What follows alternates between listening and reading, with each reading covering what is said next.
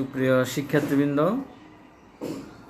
আজকের ক্লাসে তোমাদের আমি স্বাগত জানাচ্ছি। আজকে আমি হিসাব বিজ্ঞান দ্বিতীয় পত্রের ষষ্ঠ অধ্যায় আর্থিক বিবরণী বিশ্লেষণের উপর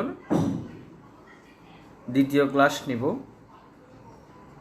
তো যাই হোক, আমরা এখন ক্লাস শুরু করব। আমি তোমাদের সাথে গতদিন প্রথম ক্লাসটা নিয়েছি, অনেকে আমার ক্লাসটা পরে করেছে। তো যাই হোক, যারা আছো তাদেরকে অভিনন্দন জানাচ্ছি। ওয়ালাইকুম আসসালাম। কেমন আছো তোমরা? নিশ্চয়ই ভালো আছো। তো যাই হোক, তো আমরা ক্লাসে চলে যাচ্ছি।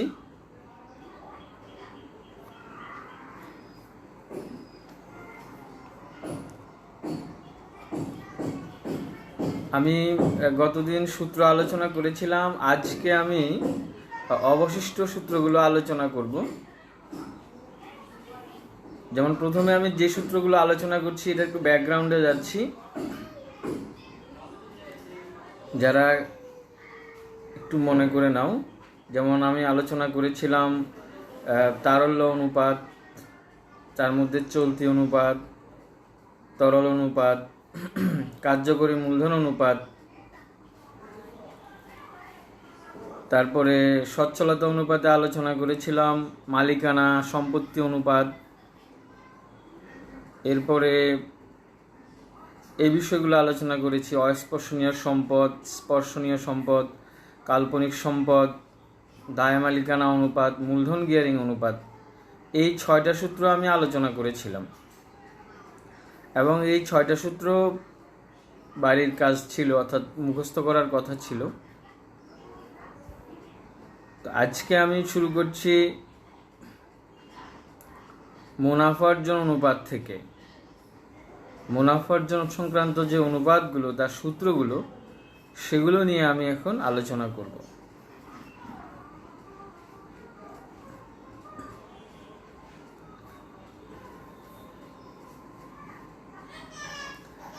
তো এখন দেখো, প্রথমে হচ্ছে মোট লাভ বা মোট মুনাফা অনুপাত। ওয়ালাইকুম আসসালাম, যারা আমাকে সালাম দিয়েছে উত্তর দিলাম। তো এখন দেখো, মোট লাভ অনুপাতে এখানে সূত্রটা কি? সূত্রটা হচ্ছে মোট লাভ অনুপাত সমান মোট লাভ বাই নেট বিক্রয় ইন্টু 100। অর্থাৎ যে মোট লাভটা তোমার প্রশ্নে দেওয়া থাকবে সেটা উপরে দিয়ে নেট বিক্রয়টা নিচে দিয়ে আমরা 100 দিয়ে গুণ করে মোট লাভ অনুপাতটা পাবো। যদি মোট লাভটা সরাসরি দেওয়া না থাকে তখন আমরা এভাবে বের করে নিব: মোট লাভ সমান বিক্রয় বিয়োগ বিক্রিত পণ্যের ব্যয়। তারপরে নিট বিক্রয় সরাসরি দেওয়া থাকতে পারে, যদি সরাসরি দেওয়া না থাকে তাহলে নিট বিক্রয় সমান মোট বিক্রয় বিয়োগ বিক্রয় ফেরত বিয়োগ বিক্রয় বার্তা। এভাবে আমরা বের করে নিব। অন্যভাবেও বের করা লাগতে পারে সাধারণত ভাবে। আর বিক্রিত পণ্যের ব্যয়টাও দেওয়া থাকে, যদি দেওয়া না থাকে তাহলে শর্টকাট এই সূত্রটা অ্যাপ্লাই করে আমরা বিক্রিত পণ্যের ব্যয়টাও বের করে নিব। এই হলো মোট লাভ অনুপাতের আলোচনা। খুবই সহজ, প্রায় এই সূত্রগুলো থাকে, একদম কমন এটি। এরপরে আমরা যেটা করব নিট লাভ অনুপাত। নিট লাভ অনুপাত সমান নিট মুনাফা ডিভাইডেড বাই নিট বিক্রয় ইন্টু 100। এখানে একই রকম মোট লাভ অনুপাত যেরকম, এটা প্রায় একই রকম, শুধু উপরে নিট মুনাফা থাকবে। নিট মুনাফা সরাসরি দেওয়া থাকতে পারে, যদি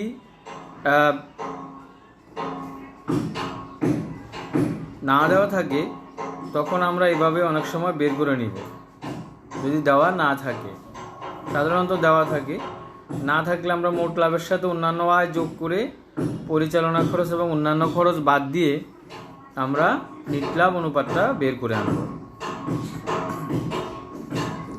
এছাড়াও যেমন একটা অঙ্ক এসেছিল ঢাকা বোর্ডে, এটি আমি আলোচনা করব। সেখানে নিট লাভ অনুপাত করার ক্ষেত্রে স্টুডেন্টরা একদম সমস্যায় পড়ে গিয়েছিল। কেন সেটা? কারণ এখানে আয় বিবরণী করে নিট লাভ বের করা লেগেছিল। তো যদি ওরকম কোনো সমস্যা থাকে, অর্থাৎ আয় বিবরণী বের করতে হয়, তবে সেক্ষেত্রে আবিবরণী বের করে নিবে। আবিবরণী বের করে তবে নিটলাভ অনুপাতটা নিটলাভটা বের করে নিতে হবে। এই ধরনের সমস্যা খুব একটা থাকে না, যদি থাকে তাহলে তোমরা ওভাবে করবে। এখন আসো পরের সূত্রটা আমরা যাচ্ছি। বিনিয়োজিত মূলধনের আয় অনুপাত।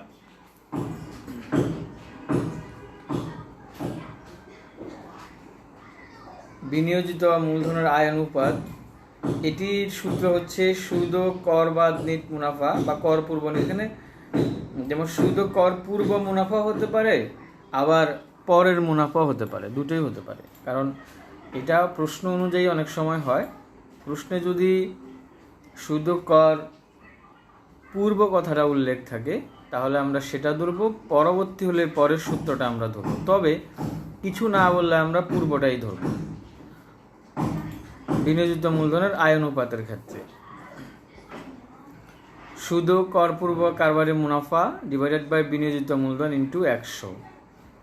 এখন দেখো কিভাবে বিনিয়োজিত মূলধনটা বের করতে হয়। সুদ ও কারবারি মুনাফাটা প্রশ্নে দেওয়া থাকবে, এটি তেমন সমস্যা না। আর বিনিয়োজিত মূলধনটা আমাকে বের করে নিতে হবে।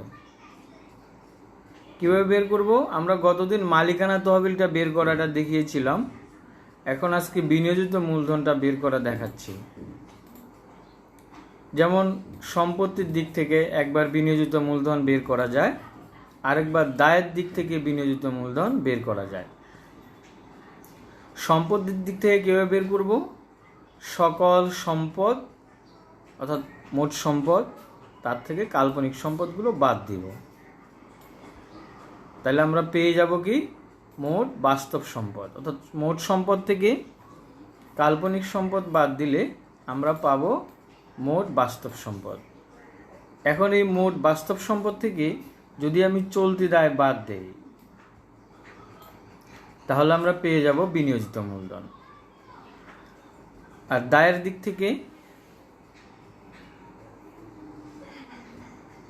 থেকে আমরা প্রথমে অগ্রাধিকার শেয়ার মূলধন সেটা লিখব,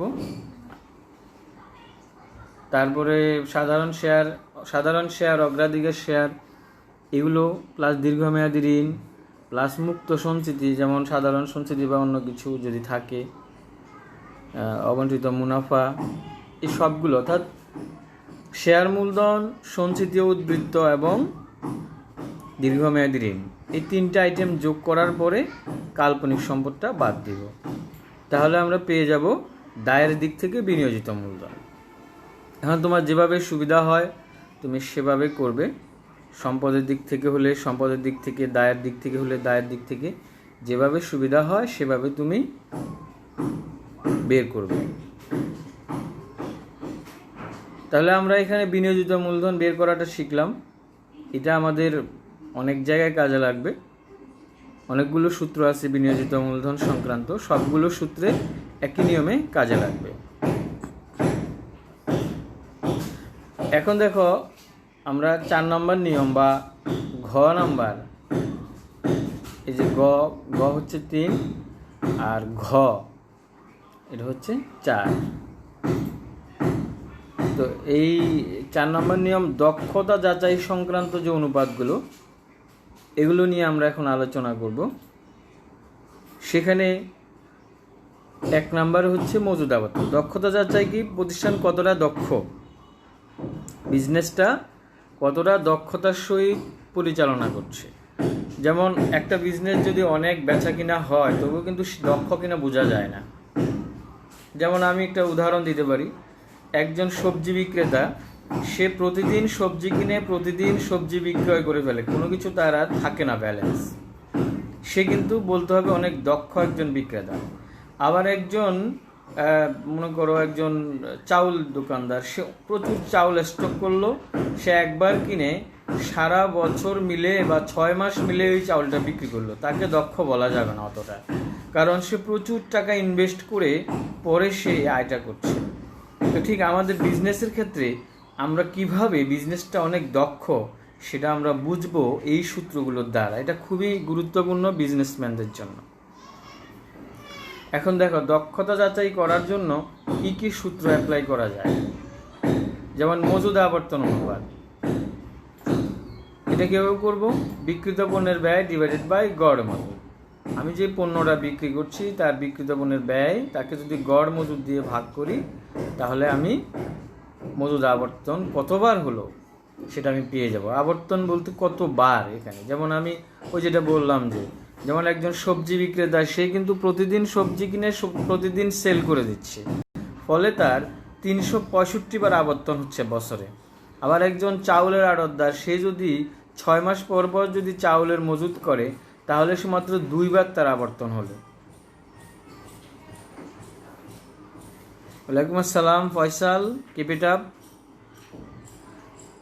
হ্যাঁ ভালো আছি, সুমি বলছে। সুমি তুমি কেমন আছো? আশা করি ভালো আছো।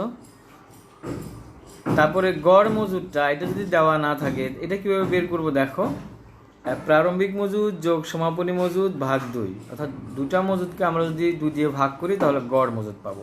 এখন প্রশ্নে যদি দুটা মজুদ না থাকে, শুধুমাত্র সমাপনী মজুদ থাকে, সেক্ষেত্রে আর গড় করতে হবে না, সেক্ষেত্রে একটাকেই ধরলে হবে। এরপরে আছে 2 নম্বরে, দেখো দেনাদার আবর্তন অনুপাত। এটার সূত্র কি? নিট ধারে বিক্রয় ডিভাইডেড বাই গড় দেনাদার ও প্রাপ্য বিল, অর্থাৎ দেনাদার ও প্রাপ্য বিলের গড় করতে হবে। এটি হচ্ছে দেনাদার আবর্তন অনুপাতের সূত্র। এরপরে হচ্ছে পাওনাদার আবর্তন অনুপাত, নিট ধারে ক্রয় ডিভাইডেড বাই গড় পাওনাদার ও প্রদেয় বিল। এটি হচ্ছে পাওনাদার আবর্তন সংক্রান্ত সূত্র। এরপর হচ্ছে মূলধন আবর্তন অনুপাত, নিট বিক্রয় ডিভাইডেড বাই মূলধন। এখানে মূলধন বলতে বিনিয়োজিত মূলধন বোঝাচ্ছে। মূলধন বলতে আমরা বিনিয়োজিত মূলধনকে বুঝে থাকি। তো আমি যে সূত্রগুলো আলোচনা করেছি, আজকে আমি কয়টা সূত্র আলোচনা করলাম? একটা করেছি মোট লাভ অনুপাত, একটা নিট লাভ অনুপাত, একটা বিনিয়োজিত মূলধনের আয় অনুপাত, 3টা। আর এখানে করলাম আমি দক্ষতা যাচাই থেকে মজুদ আবর্তন 1টা, দেনাদার আবর্তন 2টা, পাওনাদার আবর্তন মূলধন 4টা, অর্থাৎ 4 এ 3 7টা সূত্র আজকে আলোচনা করলাম। তাহলে গতদিন আলোচনা করলাম 6টা সূত্র, আজকে আলোচনা করলাম 7টা সূত্র, মোট হলো 6 সাথে 13টা সূত্র। এই 13টা সূত্র হচ্ছে খুব কমন। এর বাইরেও কিছু সূত্র আছে যেগুলো আমি এখন আলোচনা করছি না, অর্থাৎ এটা আমরা অঙ্ক পড়ার সময় ধাপে ধাপে আমরা এটা আলোচনা করব। কমন সূত্র যেগুলো সবসময় পরীক্ষায় আসে, সে ধরনের সমস্যাগুলো আমি আলোচনা করলাম। এখন আমি একটি অঙ্ক দেখাবো। আমাকে অনেকেই বলেছে যে অঙ্কটা যেন আমি খাতায় করি, খাতায় করলে ওদের বুঝতে সুবিধা হবে। অর্থাৎ আমি অঙ্কটা করব আর অঙ্কটা আমি ভিডিও আকারে দেখাবো, তো তোমরা আমার সাথে দেখবা এবং তোমরাও করবা অঙ্কটা। ফার্স্ট ইয়ারে যারা আছো বিশেষ করে তাদের জন্য খুবই গুরুত্বপূর্ণ, একই রকম সেকেন্ড ইয়ারও। তো যারা স্টুডেন্ট আসো ফার্স্ট ইয়ার সেকেন্ড ইয়ার, তারা এখন খাতা খুলো এবং বই খুলো। আমি ঢাকা বোর্ড 2017 সালের যে অঙ্কটা, এই অঙ্কটা আমি এখন দেখাবো। ঢাকা বোর্ড 2017 7 নং যে অঙ্কটা।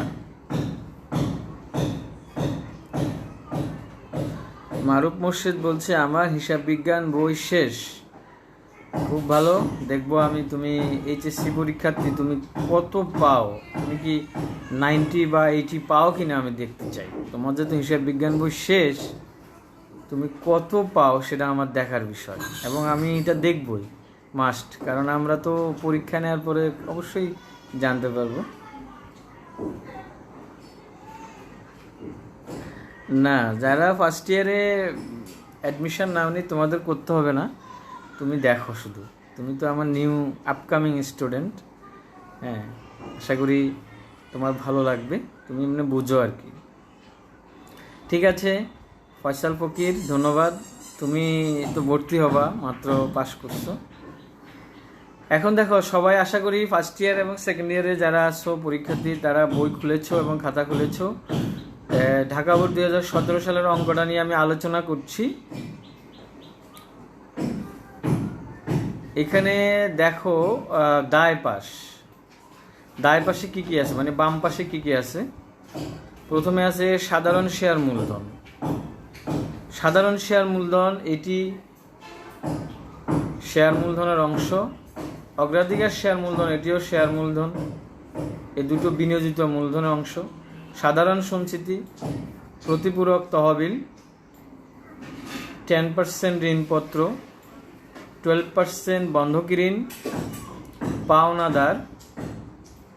পাওনাদার আয়কর সঞ্চিতি,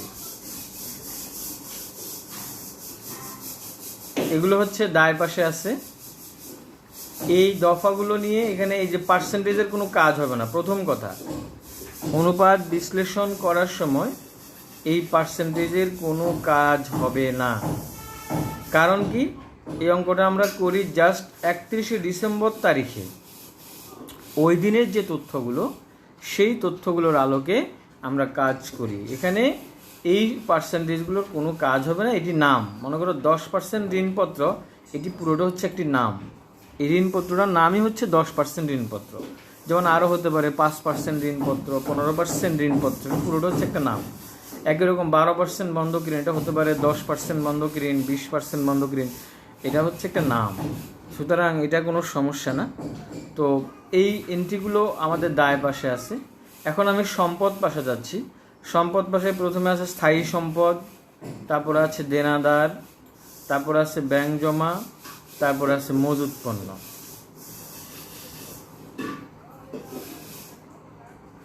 তারপরে কিছু অন্যান্য তথ্য আছে। এখানে যে মজুত পণ্যটা আছে এটা নিয়ে একটু যদি বলি, এখানে এটি হচ্ছে সমাপনী মজুত পণ্য, অর্থাৎ আর্থিক অবস্থার বিবরণীতে যে মজুত পণ্যটি থাকে এটি সমাপনী মজুত পণ্য। তো এখন আমরা অন্যান্য যে তথ্যাবলী আছে সেগুলো দেখব। প্রথমে আছে নিট লাভ, তারপর আছে বিক্রয়। আমরা বলেছিলাম নিট লাভ দেওয়া থাকবে, দেওয়া আছে, যদি না থাকে আমরা বের করব। বিক্রয় দেওয়া আছে, বিক্রয় ফেরত বিক্রয় বাটা দেওয়া আছে। তো নিট বিক্রয়, আমরা বিক্রয় থেকে যখন নিট বিক্রয় বের করব, বিক্রয় থেকে আমরা বিক্রয় ফেরত এবং বিক্রয় বাটা বাদ দিয়ে করব। এই হলো মোটামুটি তথ্য। এখন আমরা অঙ্ক কি আছে করণীয়। বিনিয়োজিত মূলধন নির্ণয় করো প্রথমে, তারপরে বলছে চলতি অনুপাত ও ত্বরিত অনুপাত নির্ণয় করো।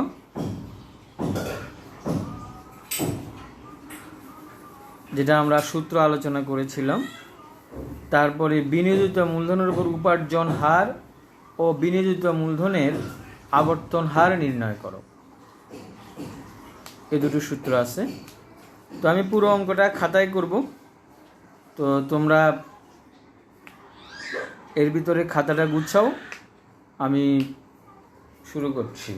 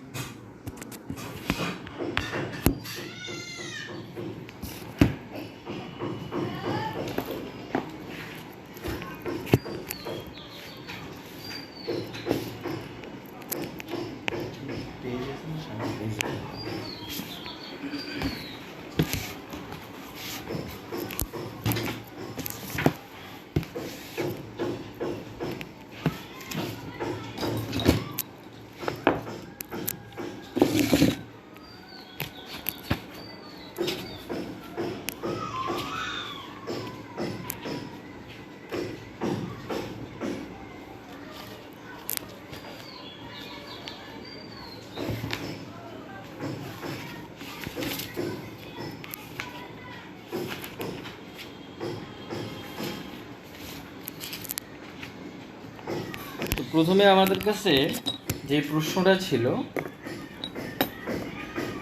প্রথম প্রশ্নটা হচ্ছে যে বিনিয়োজিত মূলধনের পরিমাণ নির্ণয় করো।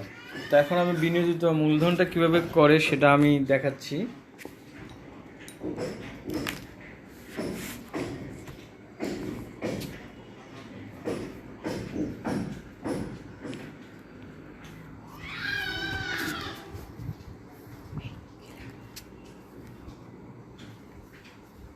দেখা যায় না তো? আচ্ছা ঠিক আছে। ঢাকা বোর্ড 2017 ক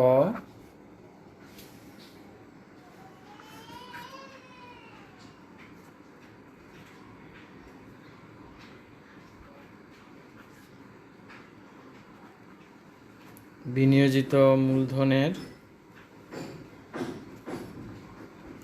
পরিমাণ নির্ণয়। ওটার যে সূত্রটা ছিল সেই সূত্র অনুযায়ী যদি আমরা করতে যাই, সূত্রটা কি আমি একটু যদি ব্যাকে যাই, সূত্রটা যদি একটু দেখাই,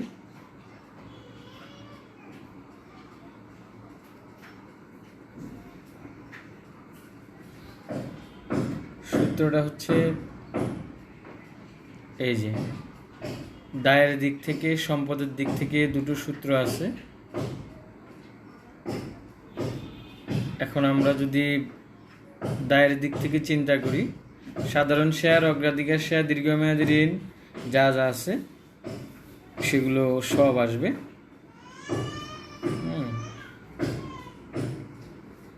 আমাদের প্রশ্নে যদি আমরা যাই, কি কি আছে, যেমন সাধারণ শেয়ার আছে 6 লাখ, অগ্রাধিকার শেয়ার 2 লাখ, 8 লাখ, সাধারণ সঞ্চিতি 1 লাখ। তো সূত্রটাতে আমরা লিখি বিনিয়োজিত মূলধন সমান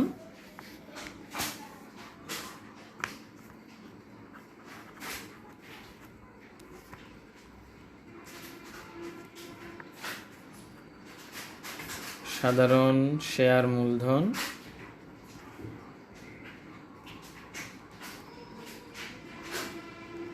যোগ অগ্রাধিকার শেয়ার মূলধন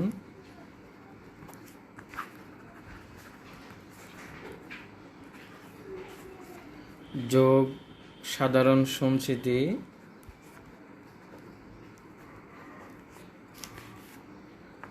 যোগ প্রতিপূরক তহবিল।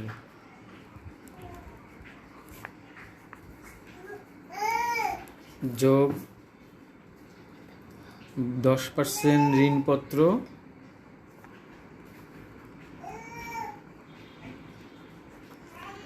যোগ বন্ধক ঋণ।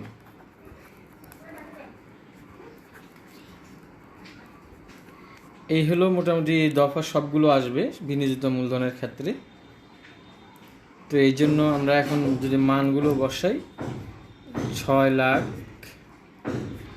যোগ 2 লাখ যোগ 1 লাখ যোগ 50,000 যোগ 50,000 যোগ 50,000 না, যোগ 50,000 যোগ 1 লাখ। এই যে এখানে যে তথ্যগুলো আছে, 6 লাখ যোগ 2 লাখ 8 লাখ যোগ 1 লাখ 9 লাখ যোগ 50,000 যোগ 50,000 যোগ 1 লাখ, অর্থাৎ বন্ধক ঋণ পর্যন্ত। তাহলে কত হয়? 6 দিয়ে 8, 9, 10, 11 লাখ, 11 লক্ষ টাকা।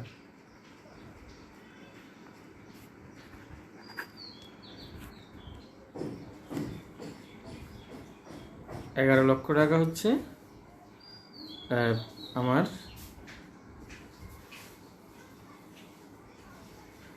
বিনিয়োজিত মূলধন। আশা করি তোমরা বুঝতে পেরেছো।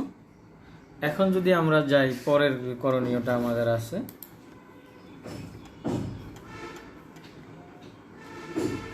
এটা বলছে যে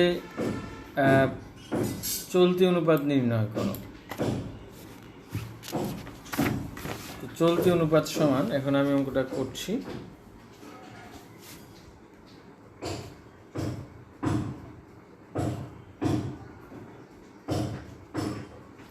সমান চলতি সম্পদ ডিভাইডেড বাই চলতি দায়।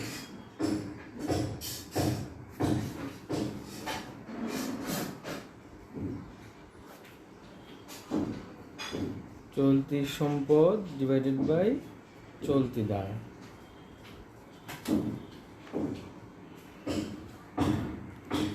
চলতি সম্পদ ডিভাইডেড বাই চলতি দায়।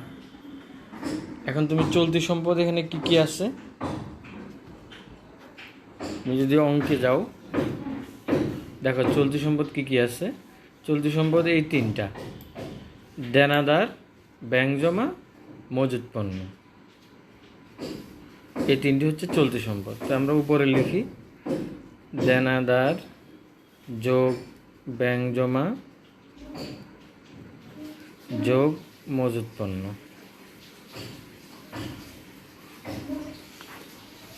দেনাদার যোগ ব্যাংক জমা যোগ মজুত পণ্য। আর দায়ের মধ্যে কি কি আছে, দায়ের মধ্যে আছে পাওনাদার আয়কর সঞ্চিতি।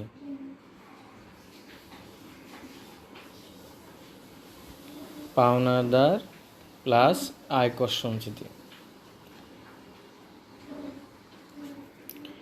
তাহলে পুরো জিনিসটা আমি লিখলাম। সম্পদে আছে দেনাদার, ব্যাংক জমা, মজুত পণ্য। দায় পাশে আছে পাওনাদার প্লাস আয়কর সঞ্চিতি। এখন এটা যদি মান বসাই, দেনাদার আছে 2 লক্ষ, তোমাদের বইতে তোমরা দেখো, যোগ ব্যাংক জমা 3,20,000 যোগ মজুত পণ্য 1,80,000।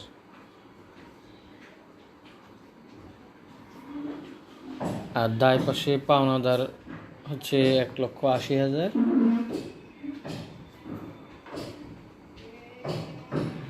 আর আয়কর সঞ্চিতি 20,000। যোগ করলে কত হয়, 3 দিয়ে 5, 5,20,000, 6,20,000, 7 লাখ। উপরে 7 লাখ, নিচে 2 লাখ।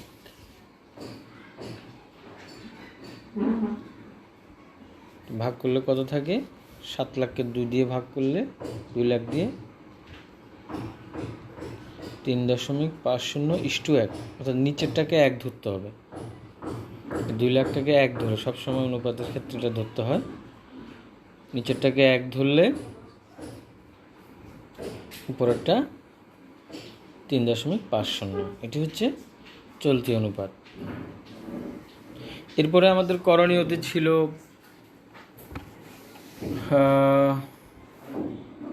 তড়িৎ অনুপাত। তো এখন আমরা তড়িৎ অনুপাতটা করব।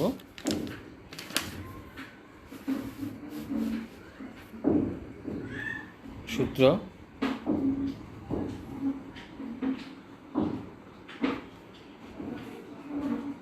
তড়িৎ অনুপাত সমান, তড়িৎ অনুপাতের সূত্র হচ্ছে তরল সম্পদ ডিভাইডেড বাই তরল দায়।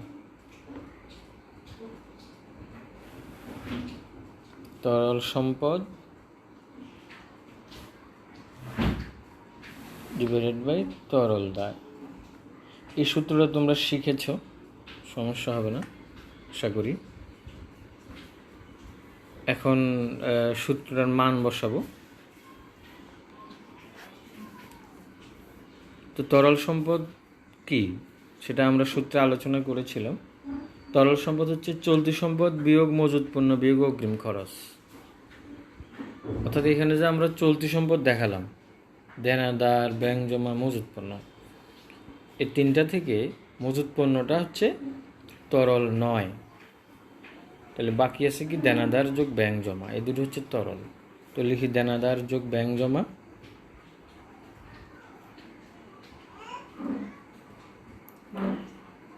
সাদিয়া একটা প্রশ্ন করেছে 1 ধরবো কেন।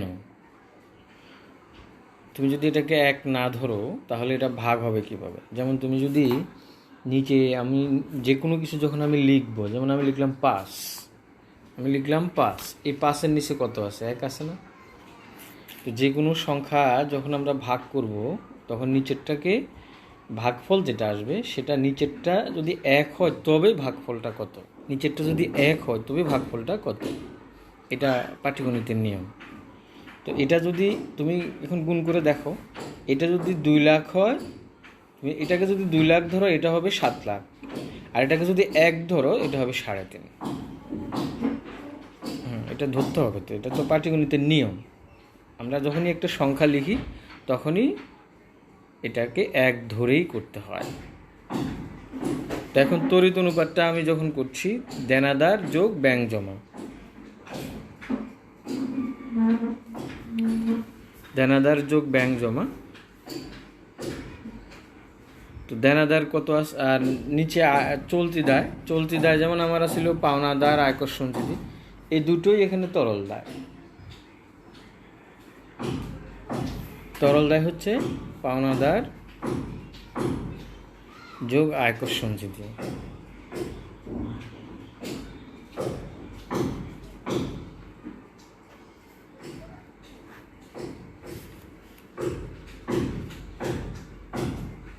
দেনাদার আছে কত টাকা আমার, 2 লক্ষ, আর ব্যাংক জমা আছে 3,20,000, পাওনাদার আছে 1,80,000, আর আয়কর সঞ্চিতি আছে 20,000।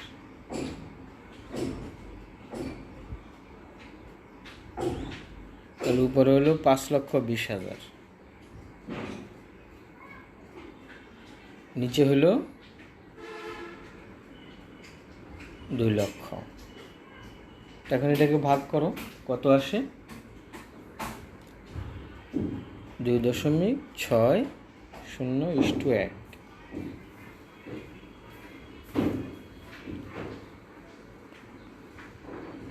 2.60:1। তো আমরা চলতি অনুপাত এবং তড়িৎ অনুপাত পেলাম।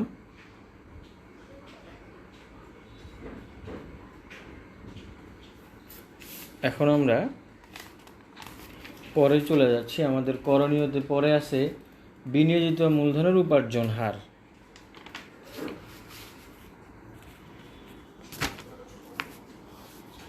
বিনিয়োজিত মূলধনের উপার্জন হার সমান, সূত্রটা লিখছি। এটার সূত্রটা হচ্ছে নিট লাভ ডিভাইডেড বাই বিনিয়োজিত মূলধন।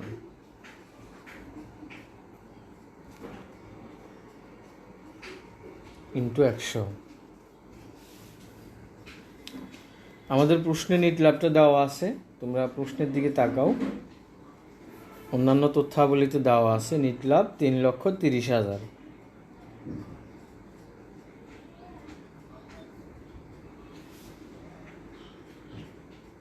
আর বিনিয়োজিত মূলধনটা আমরা বের করেছিলাম ক নাম্বারে, সেখানে আমরা পেয়েছিলাম 11 লক্ষ ইন্টু 100।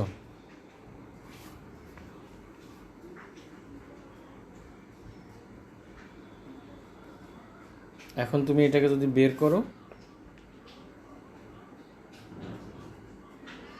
তাহলে কত আসে, 30% আসবে। অর্থাৎ 11 লাখে 3,30,000কে 11 লাখ দিয়ে ভাগ করে 100 দিয়ে গুণ করো, তাহলে বিনিয়োজিত মূলধনের। Thank you sir, principal sir, আপনাকে আমার সালাম। তো আমি 3,30,000কে যদি 11 লাখ দিয়ে ভাগ করি তাহলে 30%। এরপরে আমাদের যে করণীয় আছে সেটি হচ্ছে বিনিয়োজিত মূলধনের আবর্তন হার।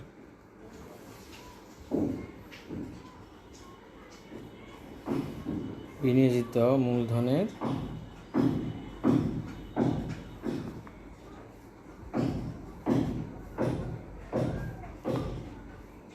আবর্তন হার, এটার সূত্রটা আমি লিখছি। এটার সূত্রটা হচ্ছে নিট বিক্রয় ইন্টু বিনিয়োজিত মূলধন।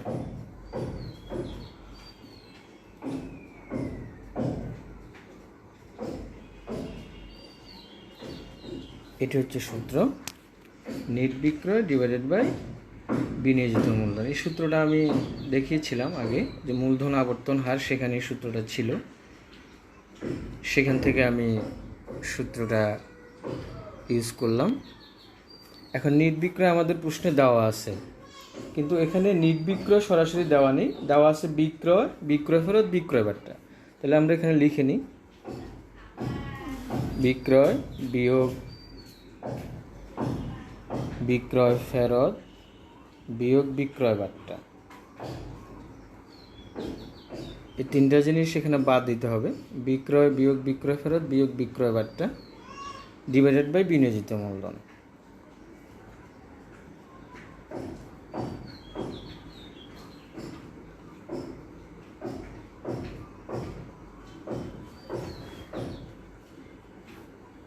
এখন বিক্রয়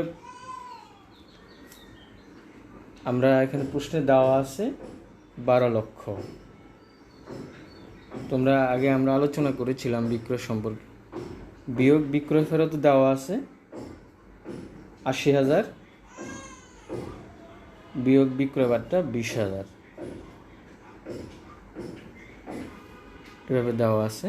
আর বিনিয়োজিত মূলধন আমরা ক নাম্বারে বের করেছি সেটা আমরা ইউজ করব।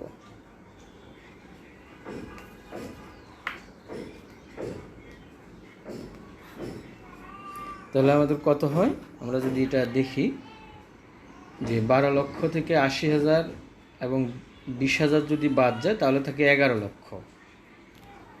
তাহলে উপরে 11 লক্ষ আর নিচেও 11 লক্ষ। তাহলে 11 লক্ষকে 11 লক্ষ দিয়ে ভাগ করলে 1। এখানে আবর্তন যখন থাকবে, আবর্তনের ক্ষেত্রে আমরা লিখব বার, অর্থাৎ কতবার আমার এই মূলধনটা আবর্তিত হলো, সাইকেল হলো, কতবার এটা ঘুরলো আর কি, মূলধনটা কতবার আমি ইউজ করতে পারলাম। একবার আমি ইউজ করতে পারলাম। তো তাহলে আমার এই বিনিয়োজিত মূলধনের আবর্তন হার হচ্ছে 1 বার।